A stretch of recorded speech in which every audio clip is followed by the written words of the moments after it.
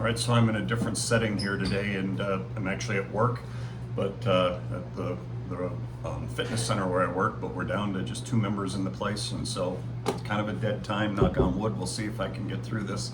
If not, well, I'll have to figure out how to piece things together. Never done that either. Anyway, this week we're talking about the concept of experience the value of values. It's the 5th chapter in the book Change Your World that I've been doing, that we're working our way through, from John Maxwell and Rob Hoskins. Experience the value of values. And one of the things I love about this chapter is it's a lot of what I speak about when I speak out on the road at schools, especially schools and teams. Because we talk about values all the time. Now, the organization I speak on behalf of Proactive Coaching, we love to call them core covenants, because a covenant is a binding agreement that you can see in action, but it's based on values, and that's what we'll be talking about here today. Maxwell started with the concept value and mission, Maxwell and Hoskins, are the head and the heart of people, but values are the soul. And I like that. Our vision comes from our thoughts. Okay, I have this vision. This is what I want to do.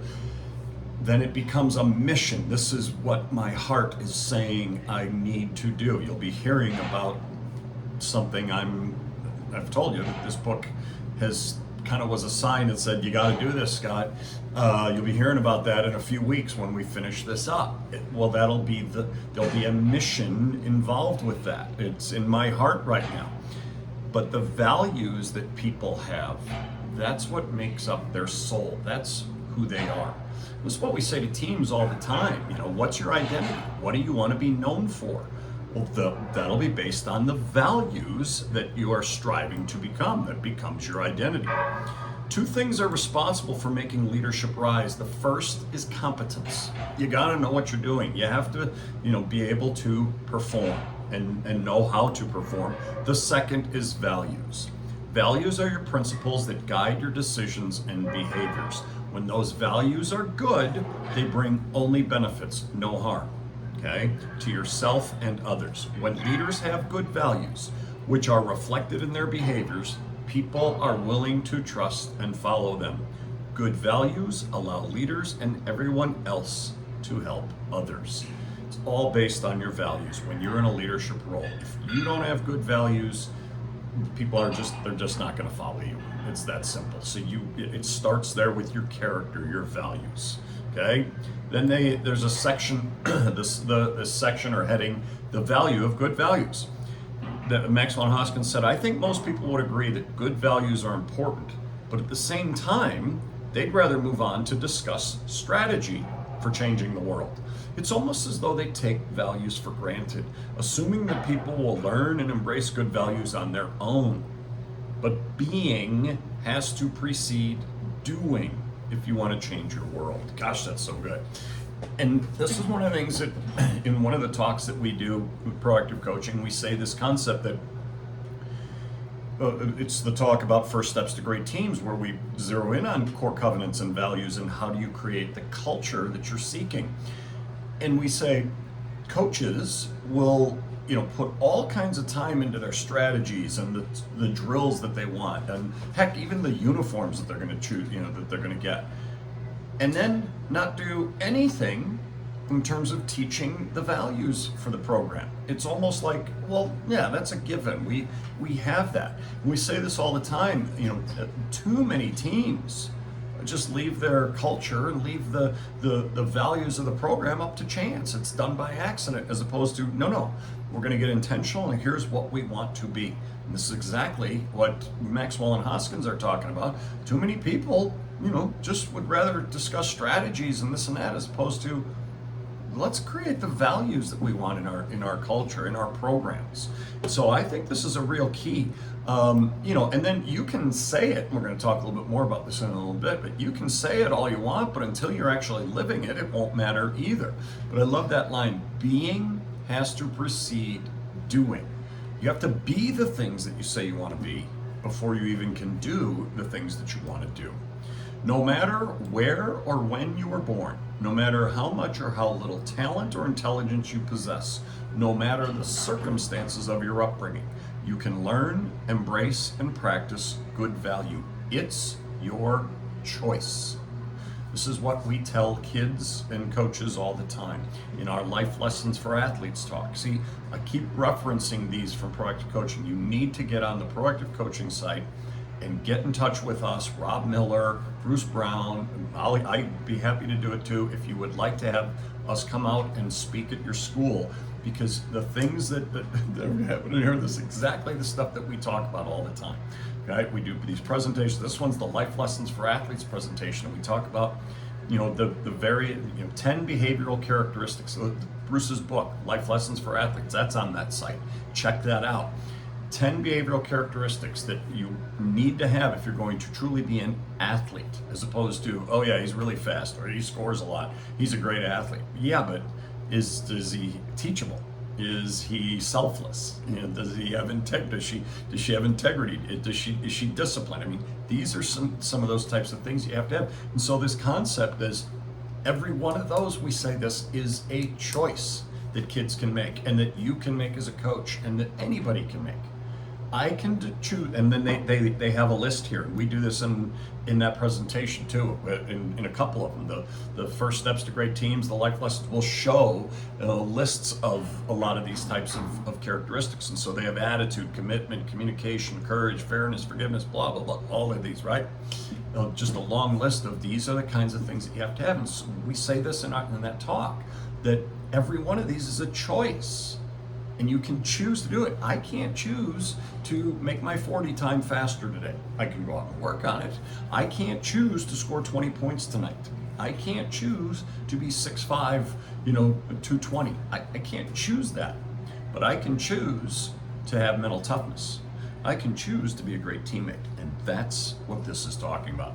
Each value is attainable if you choose to work on it, he says.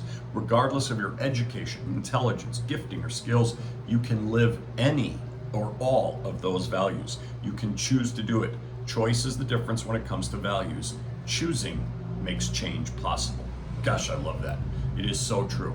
Don't just rely on talent or whatever you have physically, okay? Make the choices that you need to do in terms of creating the values that you want to see in your life. And then those of you are leading teams, which I'm assuming is most of you, whatever your kind of team you're leading, same with them. Values are also different from principles, they said. Now this came from Bill Perkins from his book, Awaken the Leader Within. Values are also different from principles. A principle is an external truth that is reliable as a physical law, such as the law of gravity. When Solomon said, "A gentle answer turns away wrath, but a harsh word stirs up anger," he stated a principle that is both universal and timeless. While we may acknowledge the reliability of many principles, we only internalize those we deem important. When that happens, the principle has become a value that serves as the internal map we use to direct our lives. A value then is an internalized principle that guides our decisions. This is so good because we talk all the time about guiding principles when we talk about core covenants, and that's exactly what they are. But the difference is the principle is out there, and then the value is in here. And so we take whatever that principle is and apply it and say, yes, I want this to be a huge part of how I live my life. All right, let me move on a little bit and wrap this up. I like this. Transformed people transform communities. Positive transformation comes from living out what never changes in a time when everything around you seems to be changing. And that was from Hoskins, Rob Hoskins. They talked about the concept of partnerships I talked about last week. For partnerships to thrive, trust must be the foundation. You can say, well, partnerships, that's just two. Well, I think they're talking about multiple people can be considered partners. Movements move at the speed of trust because they are dependent upon the collaboration process. All right, really good. And then they talk about a three-legged stool of trust being generosity, humility, and integrity. And it goes into some really good things on that. Again, get the book, Change Your World, John Maxwell, Rob Hoskins. For leadership to be good and lasting, it must be preceded by good living. Good living comes from good values. If there's a disconnect between what you say is important and what you do, then teaching values is worthless, is what I was saying earlier. I would be getting to this. The actions we take are what give us credibility. When our words are backed up with consistency in our actions, we gain credibility. As 19th century writer Wallace Wattles said, the world needs demonstration more than instruction. Not that it doesn't need instruction. If you're going to instruct, you better be also demonstrating what it is you're saying. There is no substitute for making values our own and living them out every day of our lives. So again, we say this in those talks that I've just mentioned, the first steps to great teams, the life lessons, a lot of our talks, we say this type of thing. But especially the first steps to great teams, and in our coaches and leaders workshop, which uses that as that first steps to great teams as one of its core elements. The idea is, if we're going to create values and say this is what we want to be known for, so we choose things like work ethic and team first attitude and discipline, whatever you choose. Okay, if we come up with it and we say this is who we want to be, and then we come up with a document, we put it on the wall, and there we go. We see it every day. We tap it when we leave the locker room. All those types of things, right? And then we go out on our court, field, pool, mat, whatever you do, or just in the hallways at school, or walking in this, downtown, and we aren't behaving in that way. All we did was all we have are words on a wall. We're not living by those values. That's not good. In fact, in some ways, I think that's worse, because you're saying you're this and you're actually not, as opposed to we didn't say we were anything, and so there was no expectation. Still, that's not good. But I think in some ways it's worse to say, here's what we stand for, here's what we are, and then you don't do those things, okay? So the key is living your values, not just having them, but living by them, okay? Wrap up with this. Management consultant Richard Barrett said, organizational transformation begins with the personal transformation of the leaders. Organizations don't transform, people do. That's really good. And in fact, it brings to mind, I'm listening to another book of Maxwell's right now called Leadership Gold. Yesterday he was talking about, in the chapter I'm in, he's talking about how people don't quit companies, people quit people. In other words, if you're the leader of a company usually, you might be the reason people are leaving. Now, it could be that they're quitting because of the other people in the organization. They don't like that, they don't get along with them. But a lot of that, well, what is leadership doing about that, right? But that's an interesting concept that I will certainly be doing some video, some theme on at some point. That concept that people don't quit corporations or quit companies or quit teams, they quit people. Very interesting. Same idea here. Organizational transformation begins with our own personal transformation, because it's us. Organization doesn't transform, the people do. As soon as you're living and modeling good values, you'll be able to help others do the same. That, more than anything else, will bring the lasting change you want to see in your world. So good. One of my favorite chapters in here, because it validated, I didn't need validation, but it amplified, it kind of got back to the concepts that, as I've said, we've been saying in our talks through proactive coaching, a lot of the books that I've written, etc. We've been saying this about values for so long, and this is all kind of reiterating those same concepts. So great chapter. Make sure you pick up this book, Change Your World, John Maxwell and Rob Hoskins. So good. So many great things in here. Next week, we're going to move to the concept transformation happens one table at a time. Last week, I talked a little bit about the 6 pictures that they had, and one of them was a table.